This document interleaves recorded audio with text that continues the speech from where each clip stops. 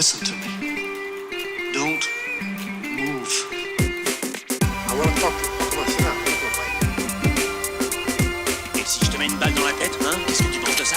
Vous avez un peu abusé de la bouteille, est-ce que je vois?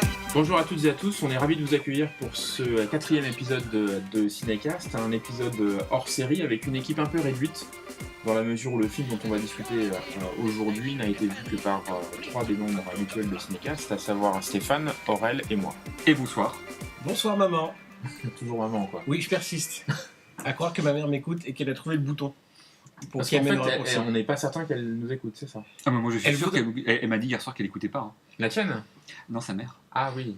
En tout cas, moi, non, c'est bien la vanne sur les mamans. Le fait sur les mamans. Non, non, Ah, mais, d'accord, ok, on parle là-dessus. je pense qu'on en parlera dimanche midi au Gigot. C'est ça. Donc aujourd'hui on vous propose un hors-série un peu spécial sur un film qui l'est au moins tout autant, à savoir Mad Max Fury Road dans sa version Black and Chrome qu'on a eu la chance de voir un peu plus tôt dans la semaine. Donc on va vous dire un petit peu ce qu'on en pense. On va pas débriefer le film en lui-même qui est sorti quand même en 2015 et qui a été décortiqué sur pas mal de sites. Donc on estime que c'est pas nécessaire de vanter toutes les qualités de Mad Max, si ce n'est pour vous dire qu'on a tous les trois adoré ce film et que c'est un vrai jalon dans le cinéma moderne. Donc on va pas trop revenir là-dessus, mais on va D'où plus, l'intérêt de le revoir justement en version Black and Chrome. voilà, on va plus se concentrer sur l'apport ou les inconvénients à voir de cette version noir et blanc. Que Stéphane va vous présenter, parce qu'a priori tu as fait quelques recherches sur le pourquoi du comment de cette version. La minute histoire avec la minute Stéphane histoire. Vallée. Le but c'était de savoir un petit peu dans quelles conditions est-ce que cette version a été tournée. Est-ce que c'était une version originellement prévue pour ça? Est-ce que c'était fait par la suite? Et je me suis aperçu qu'en fait Miller avait l'intention depuis le départ de créer une version noir et blanc. Et c'était même pas une version noir et blanc, c'était comme ça qu'il concevait le film, de manière plus générale, c'est comme ça qu'il conçoit le cinéma, c'est-à-dire un cinéma muet et en noir et blanc. Voilà, pour lui, c'est débarrasser de tous ces oripeaux, de toutes ces fioritures. C'est prévu pour être muet là? Alors, il y a Ouais. d'après ce que j'ai persuadé compris, pour la alors c'est pas certain qu'il y ait une version du film en muet qui sorte. Par contre, ce qu'il y a de certain, c'est qu'il y a des reshoots qui ont été opérés à la demande du studio pour faire en sorte que ce soit un tout petit peu plus parlant que ce que ça n'était à la base. Ce qui fait que par exemple, on s'aperçoit que à certains moments, Tom Hardy parle Hardy parle anglais. Et ça, c'est le reshoot. Qu'il arrête de grogner. Voilà. En fait. Et par exemple, il a un petit peu plus d'épaisseur physique qu'à certains autres passages, et ce qui démontre les reshoots qui ont été opérés à la demande du studio. Donc Miller conçoit son film à la base comme étant vraiment un film noir et blanc. Et là encore, à la demande du studio qui lui dit: écoute Pépère, vu la rallonge qu'on vient te faire d'un point de vue financier sur le budget, non, on va le faire en couleur. Donc Miller change un petit peu d'épaule, sort le film avec le studio en couleur, mais par contre se garde sous le coude cette version Black and Chrome qui sort aujourd'hui, enfin qui est sortie en Blu-ray DVD au mois d'octobre-novembre dernier, je crois, et puis là dans certaines salles une ressortie en France. Donc sur la version originale, nous on l'a vu à la sortie en salle, en couleur donc VO 3D. Ouais. Très dispensable du coup. Hein. Oui, là il n'y a pas de 3D. Ouais, pas de 3D. Du coup, moi, ça me paraît bizarre qu'il ait été aussi extrémiste de dire je veux un film noir et blanc muet pour finalement aboutir à un truc en couleur et en 3D avec une 3D qui... Enfin, c'est quoi la marge de manœuvre du mec qui était quand même un mec qui est sur le retour? Peut-être qu'il aura les exigences aujourd'hui qui seraient un petit peu différentes et qui seraient peut-être plus acceptées. Et donc là, nous, on l'a vu sur grand écran avec une copie plutôt propre, voire même très propre, Ouais. en VO et donc Black and Chrome. Étant précisé que Aurel et moi, dans la même situation, c'est qu'on ne l'avait pas revu depuis le premier visionnage en salle, donc en 2015. Ouais, déjà. Ouais. Toi, Stéphane, a priori, tu l'avais revu Oui, en, moi j'ai acheté en Blu-ray. assez rapidement la version Blu-ray quand elle est sortie, donc ce qui m'a permis de revoir le film. Donc là, c'était la troisième fois que je le voyais. D'accord. Alors du coup, on va rentrer dans le vif du sujet. Cette version noir et blanc, pour, contre, est-ce que c'est la version définitive de Mad Max Fury Road ou est-ce qu'au contraire ça appauvrit le film? Voilà, on en pense quoi? On en dit quoi? Ouais, ça relevait plus de l'exercice de style qu'autre chose. Et en fait, dès la première ouverture, qui est le plan large là, de Max, un peu en mode clodo, de dos, etc., moi, ça m'a tout de suite plu, ça m'a tout de suite fait penser à un western. Je trouve que d'ailleurs tout le film est conçu, je trouve, enfin voilà, à des relents de western. Non, non, moi j'ai trouvé ça assez magnifique, avec notamment pour moi l'apport qui est le plus notable, c'est au niveau de tous les plans serrés, au niveau de tout ce qui est un peu plus, quand ça colle un peu plus au personnage, quand ça colle un peu plus, quand ça filme, et pas forcément sur les grands plans larges. Ça, je sais que ça vous a chafouiné tous les deux, ou peut-être on perd, mais en tout cas moi pour tout ce qui est voilà, ça apporte quelque chose au niveau des faciès des gens, au niveau voilà, ça fait ressortir. Il y a un côté c'est beaucoup plus, manifeste. voilà, un côté beaucoup plus Notamment. rugueux, je trouve, et ça donne un côté plus rugueux au film, je trouve, dans son ensemble. Voilà. Après, il y a vraiment des choses qui sont magnifiques. Donc non, non, j'ai vraiment été transporté là-dessus. Pour moi, je sais pas si c'est la version définitive, en tout cas, c'est pas une version qui est en dessous, en noir et blanc. Ouais. Voilà, je trouve que les deux sont vraiment pas mal. Après, elles ont chacune leur pour et leur contre. Mais j'ai le même avis. C'est-à-dire que pour moi, c'est pas non plus une version définitive. Bah, je pense qu'on est à peu près tous d'accord Ouais, là-dessus. ouais. Même si, d'après ce que nous dit Miller, c'est comme ça qu'il percevait, qu'il avait conçu le film, et malgré tout, moi, je trouve que la couleur avait vraiment des intérêts à certains Ah plans, ouais, ouais. notamment sur certaines scènes. Là, je suis d'accord que la rugosité et même, tu sais, l'aspect poussiéreux, là, Ah ouais. tu Ouais. le ressens. Même si t'as pas la couleur qui vient te faire sentir cette poussière rouge, moi, c'est ça, tu vois, c'est C'est les un peu teintes, ça. ouais, la teinte que j'avais en mémoire quand je pense à ce film, qui vient se déposer partout sur les bagnoles, sur le camion, sur les visages, machin. Là, tu la ressens, cette poussière-là, quand même, malgré tout. Moi, je trouve que l'apport principal du noir et blanc, c'est sur les scènes qui sont de nuit. Les scènes les moins exposées, les sous-exposées, où là, vraiment, c'est là où on s'aperçoit que le travail de la photographie était quand même remarquable à la base, parce que ça appauvrirait pas du tout ces scènes-là, au contraire, ça les magnifie, et on se retrouve avec un apport là qui est vraiment très notable là encore. Et puis après, sur plein de petites scènes, moi je sais qu'on avait trippé sur la même scène avec toi, Aurélien, sur... Oui, Stéphane. pardon. La bromance. Enlève cette main, s'il te plaît. Oui. Cette scène où on voit Furiosa qui apprend qu'elle n'ira pas plus loin dans son périple, dans sa quête de rédemption, et qui va s'isoler seule sur une dune, hein, où on la voit de dos. Et le noir et blanc est magnifique. Ça met en exergue le sable, le désert, elle qui. Enfin, c'est sublime. Donc vraiment un très très très bon moment avec cette version noir et blanc, mais qui ne me fait pas oublier la version couleur. En fait, ce qui est assez flagrant, c'est que la version couleur, il y a beaucoup encore une fois, d'analyses du film qui ont été cherchées chez certains peintres romantiques, etc., pour aller décrypter les choix de couleurs. Parce que pour ceux qui sont pas forcément très au courant, entre le résultat filmé et le résultat final, aujourd'hui, avec le numérique, il y a déjà toutes les voix sont refaites, tous les sons du film sont refaits. Et je pense qu'on l'avait découvert avec Le Seigneur des Anneaux notamment, où il y a, je crois que c'est le premier film en étalonnage numérique, et où en fait toutes les couleurs peuvent être entièrement refaites, et du coup on avait l'impression que c'était vraiment dessiné comme des tableaux avec des vraies références picturales, etc. Et là on revient sur quelque chose qui est effectivement beaucoup plus minimaliste, beaucoup plus brut dans le noir et blanc, avec, moi j'ai toujours considéré comme ça le fait qu'on n'est pas... on n'a pas l'intention, enfin l'intention n'est pas attirée par les choix de couleurs, ce qui fait qu'on rentre plus facilement dans l'image, où on n'a pas un point de couleur C'est particulier. moins parasité, Voilà, peut-être. on est moins parasité par la couleur, donc on rentre plus facilement dans les scènes. Et du coup, toutes les scènes d'intérieur dans le camion qui, je trouve, a encore plus ce rôle de personnage, dans lequel ils évoluent, ils descendent, ils sortent de la cabine, ils passent en dessous, etc. C'est un bateau.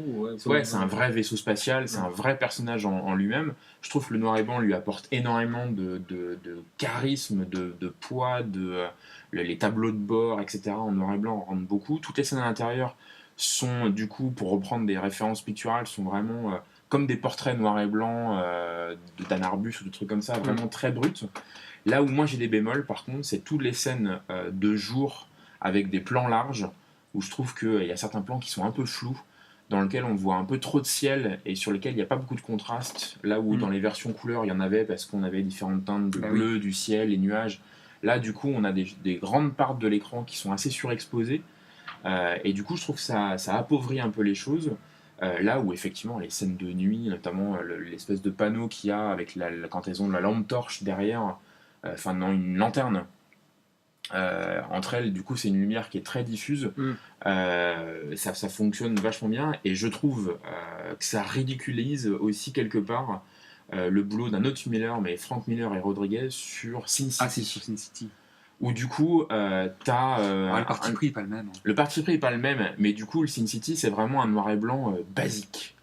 Un peu pas cartoon ou comics, mais si justement. Mais ouais, enfin en tout cas très basique. Là t'as plein de nuances de gris, tu sens que le film il est quand même beaucoup plus riche que des aplats de noir plaqués, etc. T'as un noir et blanc qui est vachement plus vibrant. Ah mais c'est pas pareil. Enfin là pour moi c'est deux. Oui, c'est deux parties prises. C'est deux parties mais prises. Du coup, des films en noir et blanc animé, quoi, assez récent, en tout cas dans l'ère moderne. C'est quoi? C'est The Artist, Angela et Sin City. Oui. Et je trouve que, indépendamment du sujet, même si du coup la mise en scène de Fury Road est quand même largement au-dessus de ces exemples-là, je trouve que les choix d'étalonnage. Il y avait des plans dans Angela en noir et blanc. Rodriguez, non? Il y avait des plans dans Angela en noir et blanc de Paris qui avaient de la gueule. Je trouve que c'était pas mal. Après, on fera un hors-série sur Besson. Je défends encore Besson, etc. Mais je trouve qu'Angela, il y avait 2-3 plans qui étaient plus mal. Après, l'histoire est assez ridicule. C'est vraiment un film tourné à l'arrache. Mais voilà. Donc, du coup, moi, je suis un peu mitigé. Où j'aurais aimé, en sortant du cinéma, dire un peu cahier du cinéma, c'est la meilleure version, la plus exclusive, la noir et blanc qui sublime tout le film. Enfin, tu vas faire Télépoche, quoi. Non, mais du coup, je suis comme moi, je fais pif gadget, moi, c'est à mon niveau, ça me va bien. Je pourrais pas forcément dire que c'est la version définitive, parce que sur plein de scènes, tu redécouvres vraiment le film, notamment la scène de la tempête. Je trouve que c'est le bon exemple. Le plan large où tu vois le convoi qui file vers cet amas de nuages moitié électrique. Qui ça nous avait, je pense en image, ça s'arrête pas à un moment. Tu le retrouves dans toutes les bandes annonces, tu le retrouves dans Kong. Je le trouve particulièrement nouveau qui tape la Kong. Je trouve que le réalisateur, machin truc, Robert, je sais pas trop quoi, il est particulièrement de mauvaise foi de nous faire croire qu'il a fait son plan indépendamment, qu'il l'a construit indépendamment sans avoir vu sans reprendre. Mais si, il a tourné dans son jardin en 2014. Ça c'était foutage de gueule possible, c'est un pompage en règle. règle. C'est le genre de plan de toute façon qui te marque. Voilà, c'est du pompage en règle. Et donc ce plan-là, en noir et blanc, je trouve qu'il ne rend pas beaucoup. Par contre, une fois qu'il rentre dans la tempête, le noir et blanc apporte beaucoup de profondeur.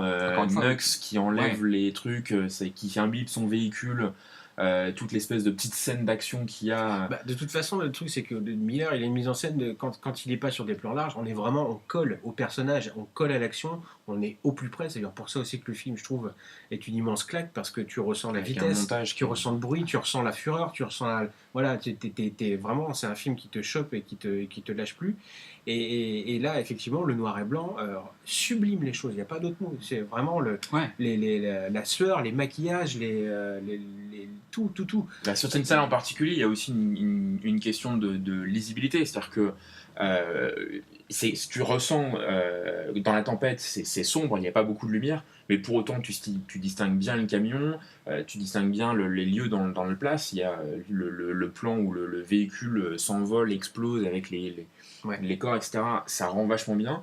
Mais 2 secondes avant, tu as l'entrée qui perd. C'est pareil, les explosions. Moi, je suis d'accord sur ce plan-là, j'ai aussi tiqué. Il y a une vraie différence. Il y a une différence. Mais après, ça m'a pas non plus. Mais pour autant, moi, tu vois, cette scène, c'était pour moi le maître étalon, peut-être, de me dire. C'est là où on attendait. À quel point ça peut perdre ou gagner. Et en fait, moi, j'étais étonné de voir que ça n'avait pas tant perdu que ça. Et que je trouve que cette scène d'entrée dans la tempête, elle fonctionne malgré tout. Elle est peut-être, je sais pas si elle est moins impressionnante, mais elle fonctionne. Et puis après, je trouve qu'en fait, cette séquence, elle est une, quoi. Donc t'as l'entrée et puis t'as tout le reste. Et comme le reste fonctionne presque encore mieux, comme tu disais, du coup, faut dire aussi c'est une scène qui est géniale. Là, on va voir le film avec cette attente non pas de revoir Mad Max Fury Road, mais de le comparer, de voir ce que ça apporte, etc. Alors, moi, Je pense qu'on j'imaginais était un plus peu le redécouvrir. exigeant. Moi, j'allais le redécouvrir. C'est comme ça que je percevais. C'est-à-dire que je n'allais pas le revoir, j'allais le redécouvrir. Moi, j'étais beaucoup dans la comparaison. Ce qui fait que du coup, j'étais là en disant, ouais, là ça marche, là Bah ça oui, à marche. certains moins bien. moments, tu es obligé de l'être à partir du moment où. Enfin, moi, c'est un film qui m'a marqué. Comme je disais tout à l'heure, moi, j'ai des couleurs en tête. Tu vois, j'ai des plans en tête, des trucs qui m'ont marqué. Et donc, forcément, ces moments-là, je les cherchais. Tu vois, je cherchais par exemple je sais plus comment il s'appelle, le Roof, je sais plus quoi, le guitariste. Là. Ouais. Le guitariste. Je trouve que ça perd. Ça perd un petit peu, parce que là, par exemple, les flammes, les explosions de manière générale sont moins. Elles sont plus huileuses. Ça dépend. Bah si, bah ça si. dépend. Moi, celle de la fin, là, l'explosion du deuxième tanker, quand ils sont vraiment en retour sur le chemin de retour, et vraiment le deuxième camion citerne, l'explosion qui est du coup là un peu plus large, Parce qu'elle est qui est massive. en tête de convoi, elle reste Mais incroyable. parce Moi, qu'elle est elle m'a massive. moins Reste scotché qu'en incroyable. couleur. Mais par exemple, le guitariste, Oui. il a des flammes qui sortent de la Oui, ça guitare. marche flamme. Et là, du coup, Ça marche C'est un comme, peu les, moins bien. peut-être un c'est petit comme peu les moins. flares qui jettent pour, qui lancent Oui. pour pouvoir Là aussi, ça fonctionne un petit peu moins bien. communiquer entre les Oui. trois factions Voilà. qui se lancent à la poursuite. Là, effectivement, mais ça vient aussi du fait que c'est envoyé dans un ciel qui est assez peu contrasté Ah ouais. et du coup, ça donne pas grand-chose. C'est pareil, les plans de citadelle.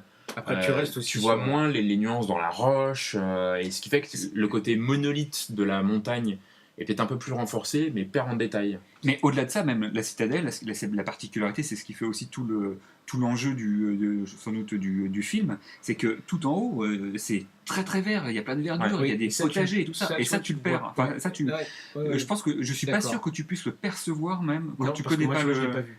Tu l'as pas vu, d'accord. Je l'ai pas. Là, tu me l'as dit. En fait, j'ai percuté. Effectivement, j'avais pas remarqué. C'est ça, c'est pour ça qu'Immortan Joe, lui, est aux commandes de la flotte, est aux commandes de la verdure, c'est pour ça qu'il tient tout le monde sous son joug. Bien sûr. Et avoir la citadelle où tu dis, ah ouais, ok, en fait. En haut, t'as toute une forêt, enfin, t'as des cultures, t'as tout ce qu'il faut.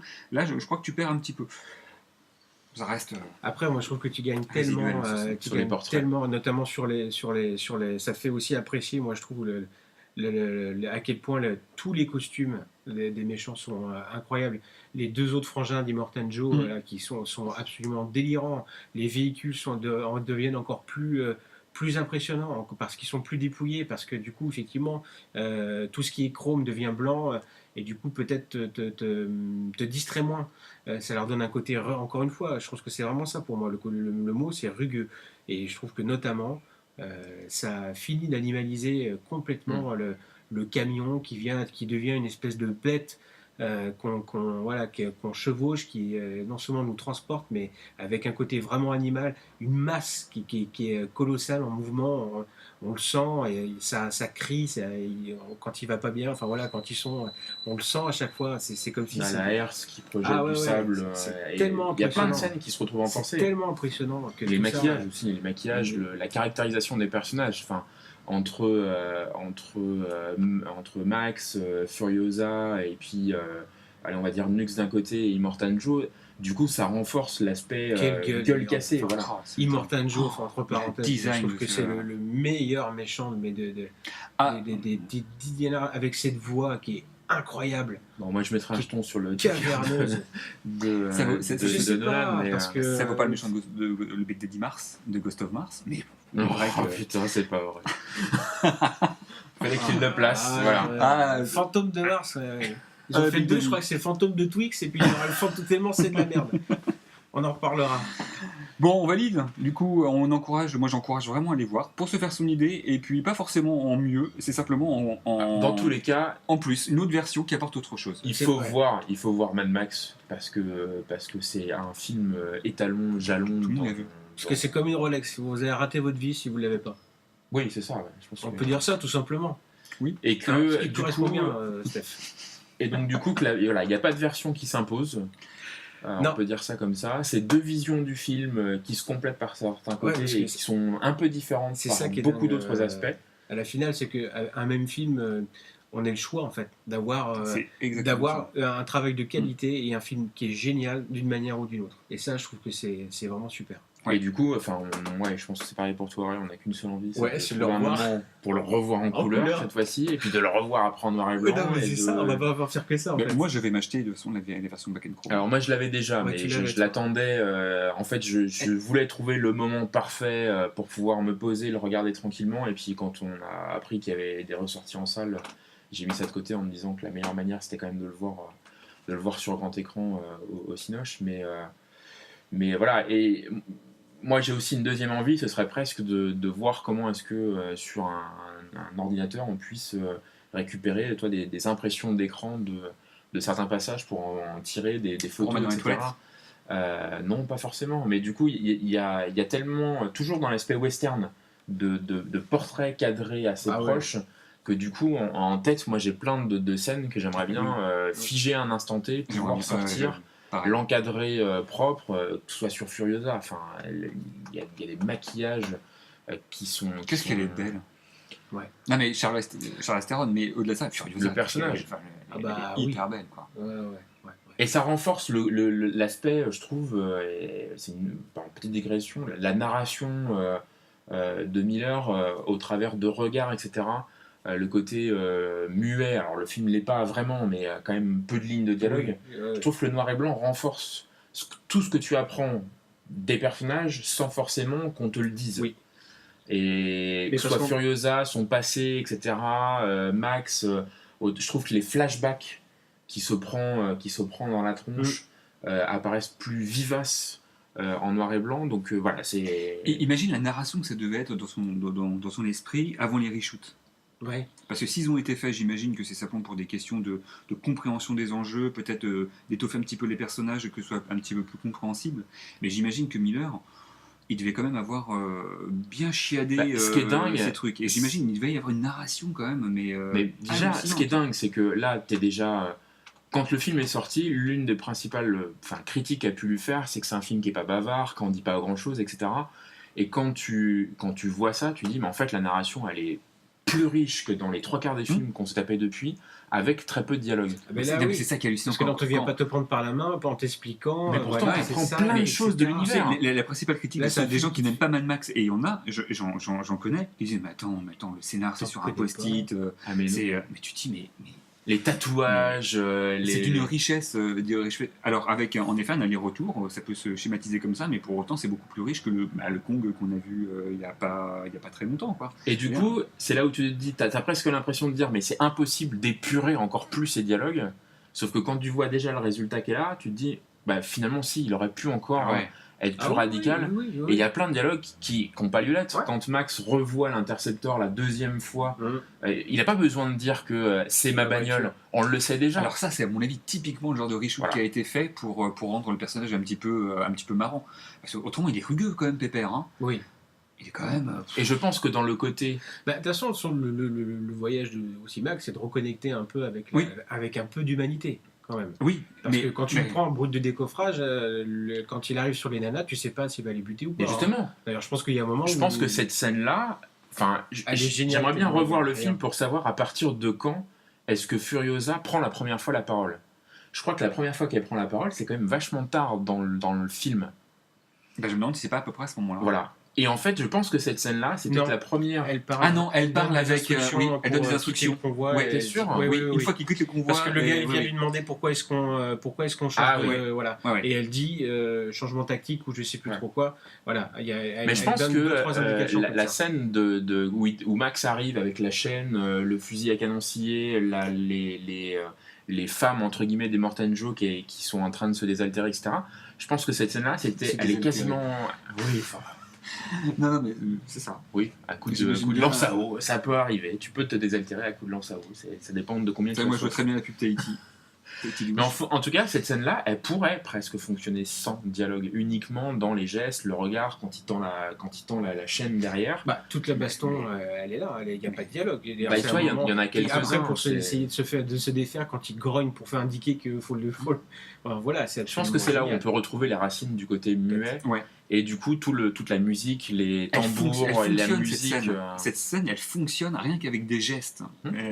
des interjections de regards, de Mais gestes. après, il elle faut fonctionne, mêler donc, les choses. Après, je pense que le montage devait être très différent. J'imagine que Il y a sais pas. plein de choses qui Je devaient sais être, pas, mais en tout cas, je veux dire, c'est pas non plus, voilà, c'est pas un film qui est charcuté, il faut le dire quand même. Je veux dire, Ah bah là, non. on pinaille. On pénale, mais c'est quand même le principal reproche qui peut être fait à certains moments, d'avoir quand même un Max qui peut être certaines fois un petit peu relou et pas forcément en adéquation entre le personnage qu'il est au début et puis ses Ouais, mais au moins, t'as une punchlines. évolution, quoi. Ouais, enfin, l'évolution de la punchline est pas forcément très logique.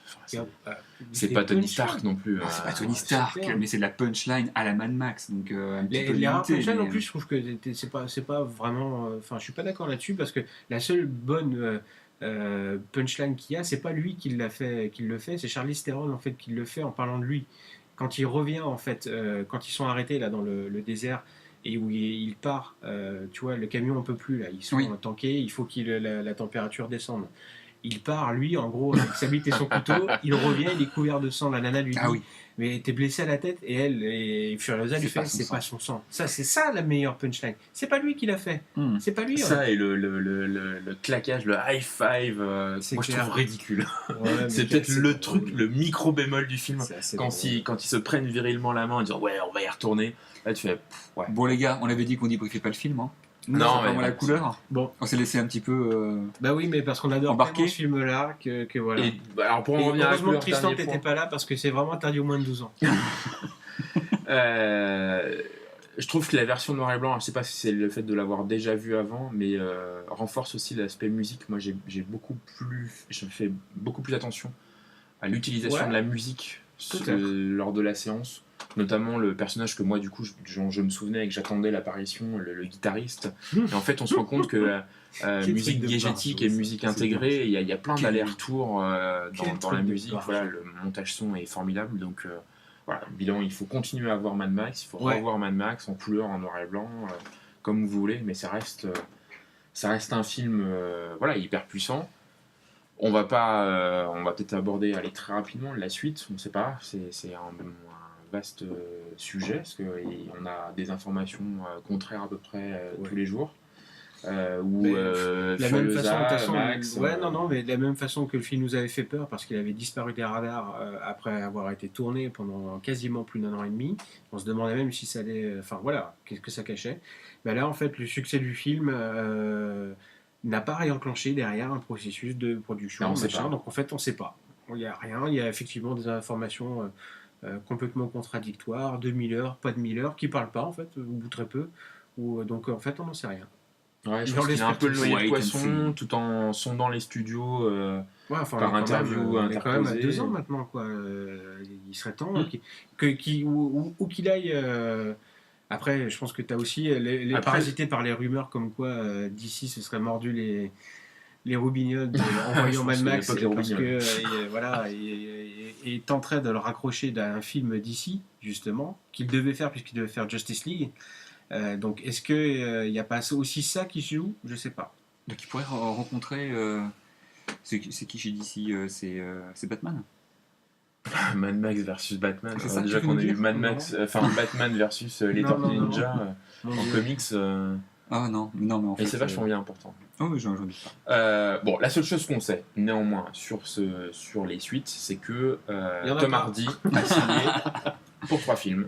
Oh, mais ça c'est vrai, c'est pareil, ça fait, on non, n'en sait non, rien ça. On a sait priori, rien. Hardy l'a confirmé en interview en disant que, il Il a avait aussi dit tourné un qu'il avait film. rien compris à ce qu'il avait Ah, mais tourné. ça, il l'a alors. toujours dit. J'ai tourné un film que j'ai rien compris, j'étais très en panique jusqu'à ce que je vois le résultat final. Et je m'excuse Et pour parce le que reste- j'étais odieux. Voilà, j'ai signé pour 3 films et lui se tient à disposition dès Ouais, j'espère. qu'on aura besoin. Donc, bon, voilà. on verra Bon, toujours sur la question du noir et blanc, j'ai entendu parler, moi, d'une version, donc ça n'a pas grand-chose à voir avec Mad Max, si ce n'est pas c'est cette question de la couleur. Des artistes, mais en parlant. Voilà, les artistes. Ça doit être chouette. Eh ben écoute, non, du film qui s'appelle The Mist de Frank Darabont, qui est Ah sorti il y a ouais. quelques années de ça, Superbe film. un film nihiliste au possible, Ah ouais. horrible, Génial. et qui serait sorti, qui est sorti dans une version white and black. Alors, introuvable en France, j'ai fait des recherches, qu'il l'est par contre aux États-Unis. Donc voilà, si les gens qui nous écoutent ont des tuyaux pour choper cette version-là, moi je serais vraiment très très intéressé pour mettre la main dessus. Ouais, carrément. On va peut-être terminer sur quelques petites recos, histoire de se mettre bien et puis de remonter d'après. Oui.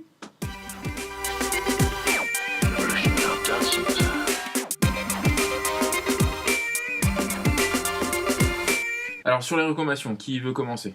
Pas moi. Tu demande pas, Voilà. demande pas. Allez, Allez, vas-y. J'ai pas réfléchi en fait Non, non plus. à une reco. Moi, des parce que, recommandations sur vas-y, le vas-y, Le podcast de commence, toi. SQD, quoi. Pas du tout Ouais, préparé. ouais. Non, c'est bon. Je sais pas là. Tout de suite, j'en sais rien. Mad Max, l'univers, etc. Moi, je dirais bien Ghost of Allez. Mars, mais je vais me faire. Bah, oui, c'est pas tout à fait aberrant. C'est de la merde, mais c'est pas aberrant. Si vous voulez rire, voilà, il faut présenter ça comme ça. Si vous voulez rigoler, si vous aimez les films de travestis, si vous aimez un peu le Rocky Horror Picture Show, what the fuck Voilà. de... ouais, faut aimer le Rocky Horror Picture Show, vous allez adorer ça. Là, c'est la même chose, sauf que ça danse moins et la musique est encore plus merdique, puisque c'est un vieux qui l'a fait tout seul dans son coin. tu sais qu'il y a des chances que ce soit. Tu craches ton venin. C'est crash au venin. Je m'en fous, mais je vais couper. Personne ne doit entendre ça. Donc ta Bon, pas de non-recommandation, pas de reco c'est, spécial. Toi, ta non-recommandation, c'est Elle est pas mort, le Ghost of Mars de Carpenter. si vous voulez rire, encore une fois, parce que vous avez le droit à rigoler, allez regarder Ghost of Mars. Bon, Sven, toi, t'en t'as- avais une. Toi, t'en avais une. Toi, t'en avais une. T'es De le seul qui a recommandations. travaillé, toi. T'es le seul qui a T'es le bossé, seul qui toi. bosse. Alors, recommandation, pas forcément, mais c'est Bah, de merci. revoir. Non, mais on parle Ça beaucoup fait- de. Ça fait 10 minutes qu'ils nous emmerdent avec ces recommandations. Bah, en fait, non, pas forcément. Si, c'est de Alors. revoir la première trilogie de Mad Max, qu'on trouve maintenant Ouais. un peu partout T'as des coffrets. en VOD à des coffrets pas très Et chers. bien justement, la première fois que le Black and Chrome est sorti, c'était dans un coffret édité seulement Ouais. par la Fnac. C'était la seule façon de le trouver en Ah bah France. non, moi je l'ai Si. acheté sur iTunes. Ah non, mais toi tu l'as t'as une version. Il y avait les coffrets des 4 maths, films. oui, mais après ça c'est Et pas... iTunes, Steve Jobs, pour une Non, mais fois, pour de vrai, je veux s'est dire, montré généreux et dès que la Si tu version veux est avoir sortie- l'objet, c'est parce qu'il était bien mort, sûr, c'est c'est qu'il qu'il y avait généreux. que Je pense ça. qu'à l'époque où c'est sorti. Donc voilà, donc je trouve que le c'est pour ceux qui ont aimé Mad Max, qui sont un peu jeunes et qui n'ont pas vu Ah, si, les je 3 le premiers films, ça vaut le coup de regarder au moins les 2 premiers. Le troisième a pas forcément bien vieilli, je trouve. Non, mais je serais curieux de le revoir parce que les problématiques, par contre, sont assez similaires. Le 2. Le côté le côté écolo, le côté l'eau, etc. Je te rappelle Écolo, que le c'est ça côté en fait. éco. Dans le 3, il y a toute une problématique. C'est plus tellement l'essence qui Le dôme du cherche tonnerre. le dôme du tonnerre que autre chose. Donc il y a peut-être un petit parallèle à faire là-dessus. Moi, la reco que j'ai vite fait, parce que ça y est, je viens de percuter, ça y est, j'en ai trouvé une. Si vous voulez voir un chouette travail, pareil, dans la continuité du noir et blanc, Raging Bull, voilà, Ah ouais. de Scorsese. Voilà. Ok, bah, ça c'est de la reco. Moi j'en ai avoir une, mais qui n'a rien à voir avec Pipo le et Molo truc. font du ski, volume 4, c'est génial. Il y a Pipo qui prend Molo et du coup ils descendent tous les deux, ensuite ils se font un vin chaud, c'est génial. Ah merde. Don't Breathe de Fede Alvarez, rien à voir, mais que je viens de Ah voir, oui, que je viens de merci. découvrir. Mais ouais, mais attends, c'est ça la Non, recommandation. non, mais ouais, d'accord. Non, mais t'as Euh, une dent contre Fede Alvarez depuis qu'il pourquoi t'a fait faire sur toi. Non, au contraire, je disais que j'aimais beaucoup le petit monsieur, mais non, mais attends, on va remettre les choses en place. J'ai changé 3 fois de caleçon pour Evil Dead, mais j'ai adoré, et j'ai hâte de voir Don't Breathe, Don't Breathe, qui est- effectivement, en VOD. Extrêmement bien foutu, super intelligent, Ouais. super fin, voilà, un super chouette film qui est actuellement qu'on trouve en VOD, Blu-ray, etc. Fede Alvarez qui. Il est pas pressenti sur un Ah truc, bah là, non, le il est super, pas là pressenti. C'est Il toujours produit par Rémi d'ailleurs. il doit réaliser la suite de Millennium. Ah Oui, c'est ça. Ah ouais. Alors c'est pas la suite, a priori il Non, adapterait parce que le c'est volume 4e 4, film. hein. Ouais, c'est Et bizarre. bah, tu vois une recommandation qui a de la gueule un petit peu, Ouais, ça vous c'est fait ça, parler. ouais. Ça nous fait parler de ça, on peut Oui. éventuellement enchaîner Allez. sur la bande-annonce qui vient de sortir de Hit. De Valérian. Non, Valérian, on fera un spécial Besson, mais de Hit, le remake Ou pas. de ça, Ouais. le chef-d'œuvre de Stephen Oui, King. Ouais, Donc ouais. là, on a déjà Ouais, rien, ça vous le fait voyez gueule. pas, qui est en train de se conditionner Une pour. demi-crise cardiaque déjà, rien que. Tu sais que pouvoir moi, aller moi, le c'est voir. une de mes images les plus marquantes Je n'aime de pas la les clowns. littérature, Arrête. de voir ce clown avec Les avec ballons. des ballons à la main, mais les ballons qui vont dans le sens inverse du vent. Ça m'a traumatisé. Mais je quand supporte j'étais pas les ado. clowns. Ah, pour bon, ça. mais toi, t'es extrêmement bizarre. Ni les bouches d'égout. Les Il est clowns me bougé. font flipper à cause de ça. Le bouquin est extraordinaire. Là, Ah le ouais. remake, la bande-annonce est. Ah, je trouve qu'elle elle est prometteuse. Hein. Ouais, Elle est j'espère. très très prometteuse J'espère que parce ça va que. être sympa. Ouais, On en verra. reparlera plus tard, on va terminer. Ouais, On va laisser les gens. Si, on va les Oui. laisser maintenant. D'accord. Hein, on va leur dire au revoir. Bon, on Tu vous vas dire au revoir remercie à ta maman de. aussi. Ou je dis au revoir pour toi. On vous remercie en tout cas de nous avoir écoutés. Vous pouvez retrouver Cinécast sur le Facebook, le Twitter de l'émission, la chaîne YouTube. Vous pouvez vous abonner, vous pouvez noter, donner Peut-être des sur TF1 commentaires. aussi, apparemment, été contacté. Si seulement.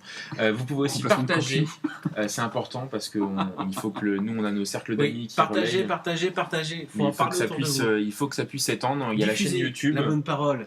Vous pouvez vous y abonner. On a également l'Instagram de Cinécast sur lequel il n'y a pas encore grand chose parce qu'on Ouais. n'a pas trop le réflexe. Il faut qu'on fasse des photos. Faut qu'on fasse Mais, des photos. Ouais. On va poser pour vous. Oui, Ah, rien que ça devrait soulever les foules, je pense. Ah, je pense que oui. Et donc on devrait se retrouver, on ne sait pas encore le prochain film Oui. qui sera chroniqué sur un numéro canonique avec Tristan, l'équipe au complet. Donc on est en train de voir quand est-ce qu'on va... Ah si, un truc. Oui, oui. La maman de Valais, mes slips, je les aime bien repasser. À dimanche. Ça, c'est moche. C'est moche. Ok. Au revoir, maman. Allez, Bon, au revoir allez, à tous. on va Salut. s'abandonner là. Merci à vous. Partagez, notez, abonnez-vous, faites tout ce que vous avez à faire. Mais en tout cas, soutenez Cinécast, on en a besoin. Et allez au ça nous fait ciné. plaisir. Et surtout, allez au ciné. Allez, au revoir, maman d'Aurel. Salut tout le monde.